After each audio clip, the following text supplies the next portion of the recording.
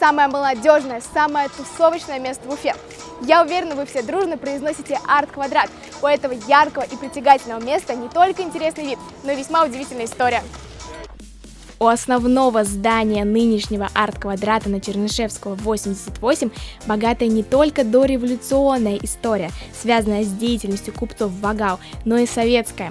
Сначала тут занимались тем, что развешивали чай. Потом здесь разместилось производство обуви. 30-е по 50-е годы прошлого века здесь процветал спрос на галоши, и их делали. Создатели вдохновлялись Москвой и Питером, такими легендарными местами, как Art-Play и Флакон, но полностью копировать не стали. В Москве подобные площадки находятся далеко от центра, а в Уфе место центральное не найдешь. В разработке проекта принимали участие и уличные художники, которые создавали разные арт-объекты.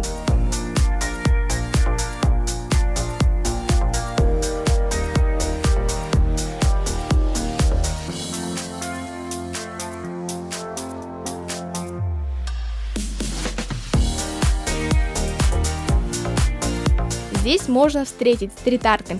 Есть и арт-объект с загадочным мальчиком с башкирской флейтой Кураем. Основной посыл арт-квадрата – это творчество. Уфа долго ждала такого места. И вот уже как 5 лет молодежь башкирской столицы произносит легендарную фразу. Встретимся в арт-квадрате. Ульяна Листанова, Рамазан Мусин специально для «Игры новостей».